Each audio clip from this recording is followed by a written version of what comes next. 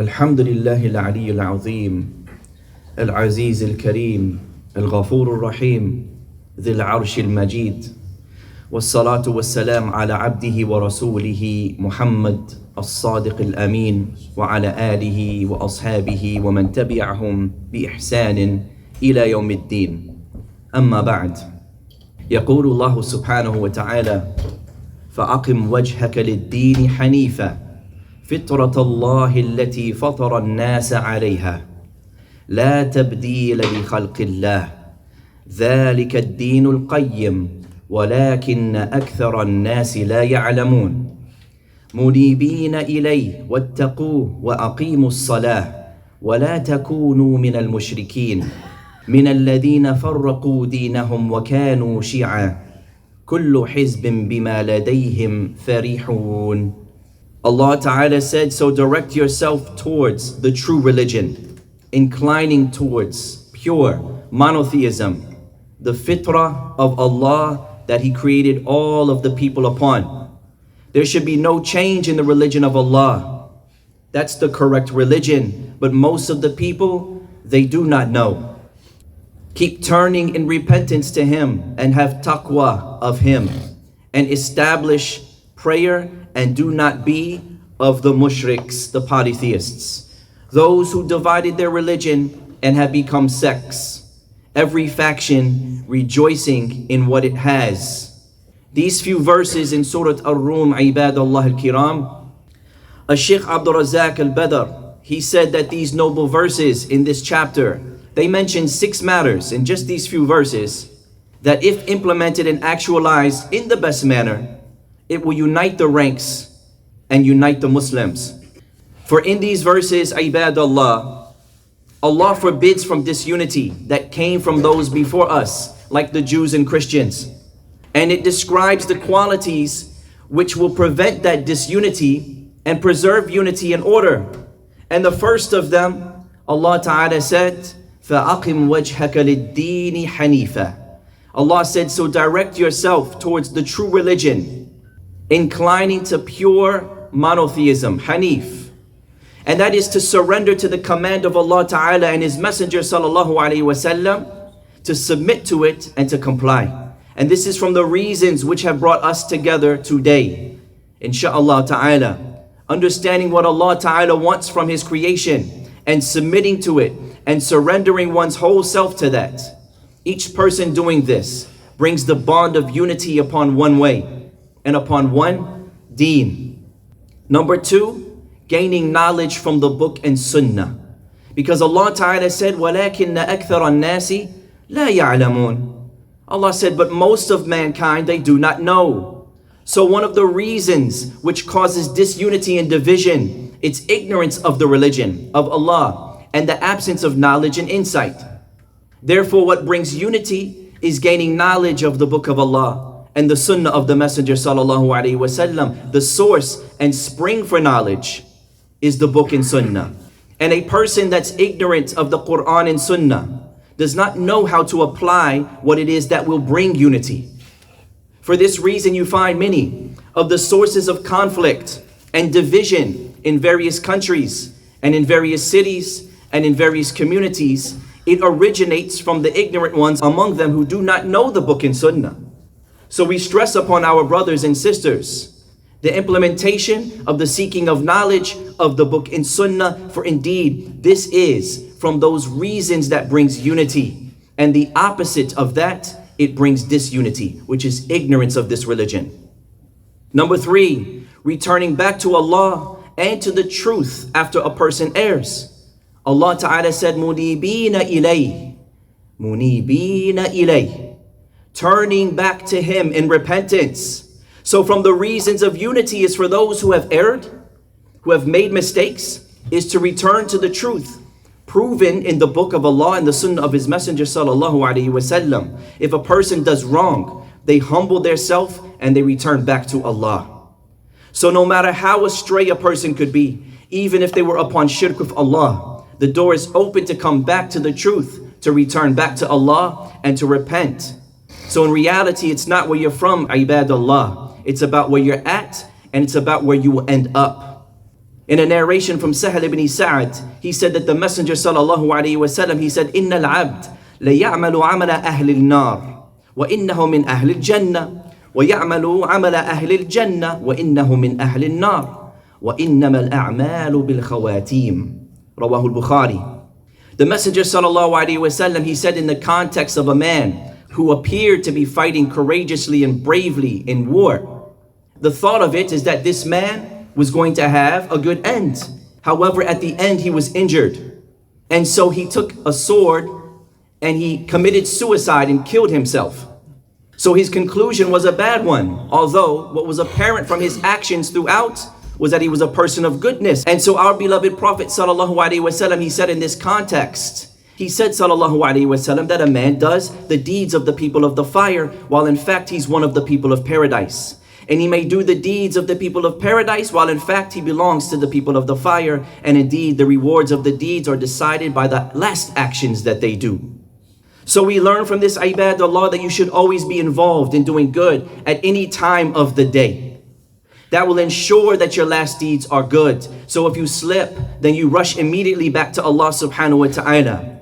And unity ibadallah is produced by everyone returning back to the truth when they slip, when they err. That they return back to the truth and they unite upon what is pleasing to Allah. Number 4, from those things that bring unity to the Muslimin is taqwa of Allah, being mindful of Allah subhanahu wa ta'ala at all times. The person of taqwa is extremely conscious that his Lord is watching him. So he's highly observant and cautious about the rights of others, not just his own rights. Firstly, the right of Allah ta'ala. So he avoids anything which impedes on his relationship with his Lord, like shirk with Allah, praying to the deceased for help, devoting acts of worship to them. Shirk ibadallah, it's the major divider of humanity, and it separates mankind from each other. And it's the first of matters to cause division. Allah subhanahu wa ta'ala, he said, وَمَا كَانَ النَّاسُ إِلَّا أُمَّةً وَاحِدًا فَاخْتَلَفُوا. Mankind was one nation, then they began to differ. Likewise, Allah Ta'ala said, كَانَ النَّاسُ أُمَّةً وَاحِدًا فَبَعَثَ اللَّهُ النَّبِيِّينَ مُبَشِّرِينَ وَمُنذِرِينَ وَأَنزَلَ مَعَهُمُ الْكِتَابَ بِالْحَقِّ لِيَحْكُمَ بَيْنَ النَّاسِ فِيمَا اخْتَلَفُوا فِيهِ. Mankind was one nation. Then Allah, so they differed. Then Allah sent prophets as givers of good news and warners. And He sent along with them the book and truth in order to judge between the people in matters that they differed about. So in the beginning of the affair, mankind was upon one way, one nation. They were united upon the worship of Allah alone, upon Tawheed. Then in the era of Nuh alayhi salam, people introduced something new, which is worshipping something else besides Allah subhanahu wa ta'ala. The innovation of shirk with Allah subhanahu wa ta'ala. And from that point, mankind began to differ. So shirk divides. And taqwa of Allah subhanahu wa ta'ala is going to bring unity, because a person of taqwa, they will not commit shirk with Allah. They will observe the right of Allah ta'ala. Likewise, the right of the Prophet sallallahu alaihi wasallam. The person of taqwa is also cautious about the rights of the Messenger alayhi salatu wasalam, and it's that he be followed, that he be obeyed. So he will not innovate into the deen of Allah in belief or in worship or in any aspects of his religion. When people innovate, this causes division among the people. They will argue in favor of their innovation, while the others will call them away from it. And if they continue on their innovation, you will begin to see a separation among them from those who follow the sunnah. So if innovation causes division, then the very opposite brings unity, which is uniting upon the sunnah of our beloved Nabi sallallahu alaihi wasallam. And for this reason, our beloved Prophet sallallahu alaihi wasallam, he mentioned in the hadith of Irbad ibn Sariyah that many of us know. He said that you are going to see lots of differing. So he gave the cure afterwards. And he said, so you must adhere to my sunnah. This is what removes the differing. You must adhere to my sunnah and the sunnah of the rightly guided caliphs. Then afterwards, immediately afterwards, he warns against innovation. Because innovation is that very thing that obstructs between the unity of the Muslims. So he calls to the unity of the Muslims by following his sunnah. And he warns against the division of the Muslims by warning against innovation. So he said, beware of newly invented matters, for every newly invented matter is an innovation, and every innovation is misguidance. So we learn from this that the sunnah, it unites, while innovation, it divides.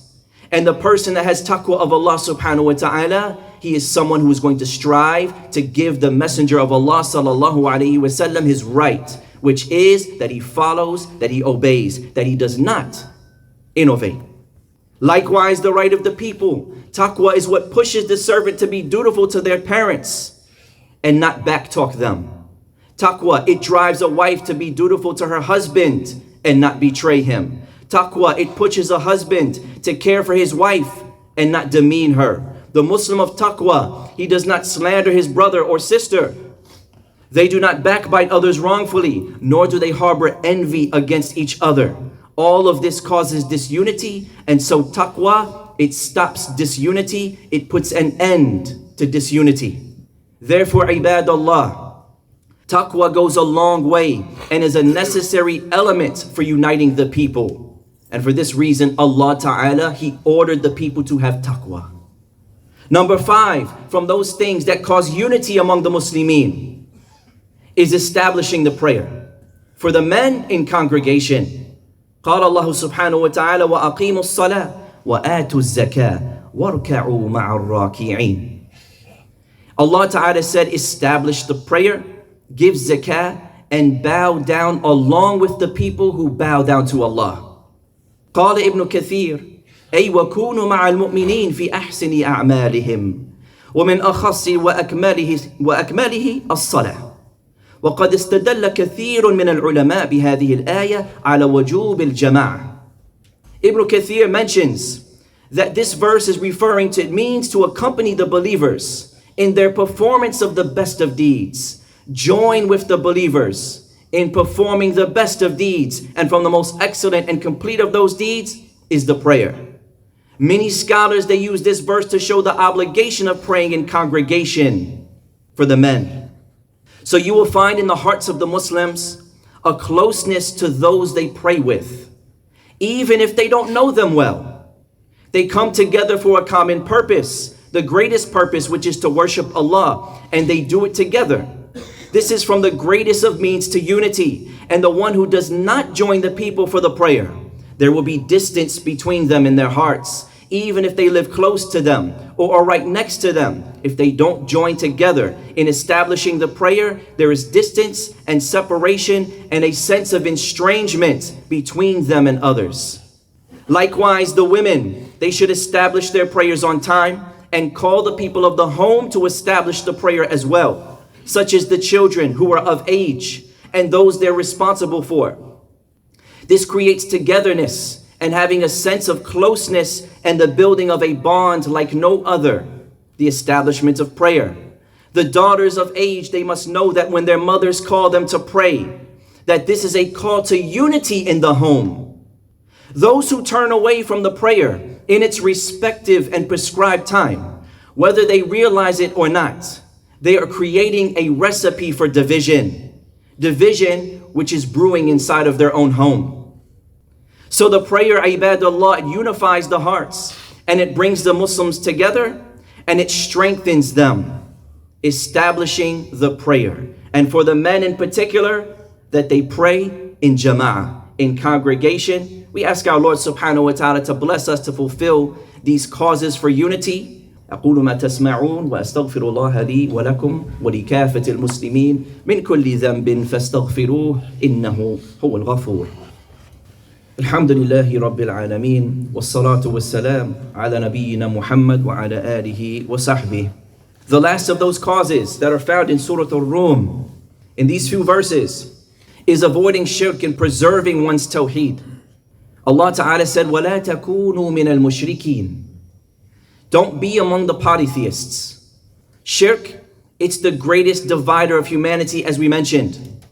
The person who falls into shirk and directs acts of worship to others besides Allah, when they do this, they exit Islam and they are no longer Muslim. And if that happens, the Muslims can no longer love them. There can be no religious love for them. Rather, the Muslim must disassociate from those who commit shirk with Allah. just as the prophets and messengers did. And he has hate in his heart for them due to the great crime and injustice that they are committing, which is shirk with Allah. Just as you see the common people, the average person, displaying their extreme hatred and their extreme disapproval of a man who kills another person due to his skin color. They will hate that racist murderer. They will hate him. They will say it loud and proud, as they say. Off their tongues, they will hate them in their hearts because of the crime they committed, murdering somebody because of the color of their skin.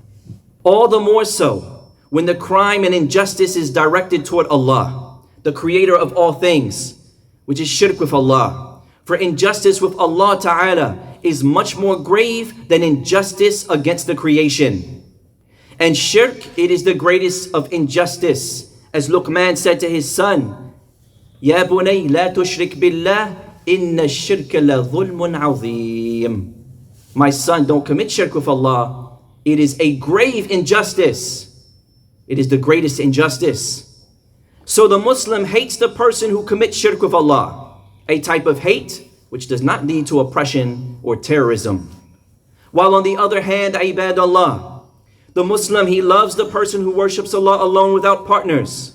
So therefore unity comes through preserving one's tawheed, and it brings the hearts together, and it demands love from the Muslims for the people of tawheed, and uniting with them, and allying with them, and supporting each other upon righteousness and piety. So here are 6 matters, ibadallah al-kiram, in the book of Allah that discuss the issue of bringing unity to the people. Number 1, turning one's intentions, their heart and body to Allah, inward and outward. 2, gaining knowledge of the book and sunnah. 3, returning back to Allah and to the truth after someone makes mistakes or errs or sins. 4, having taqwa of Allah, being mindful of Him at all times. And 5, establishing the prayer. And 6, avoiding shirk, preserving one's tawheed. We ask our Lord subhanahu wa ta'ala with His perfect names and lofty attributes to make us among those who are united upon the truth and to establish what it is that is pleasing to Him subhanahu wa ta'ala. We ask our Lord subhanahu wa ta'ala to forgive us all of our sins and to forgive the sins of all of the Muslimin, men and women. We ask our Lord subhanahu wa ta'ala to cure and heal those who are sick among the Muslimin. And we ask Him to grant relief to all those Muslims who are suffering around the world. We ask our Lord subhanahu wa ta'ala to aid and assist the Muslims in Palestine, as well as those who are suffering in China, as well as those Muslims in Syria. We ask our Lord subhanahu wa ta'ala to aid and assist and rectify the affairs of the Muslimin wherever they may be. And we also ask our Lord subhanahu wa ta'ala to rectify the leaders of the Muslims. And we ask our Lord subhanahu wa ta'ala to give success and tawfiq to the ulama among the Muslims, the scholars. And likewise, we ask our Lord subhanahu wa ta'ala to guide our children. Wa sallallahu wa sallam wa barik ala nabiyyina Muhammad wa ala alihi wa ashabihi ajma'in.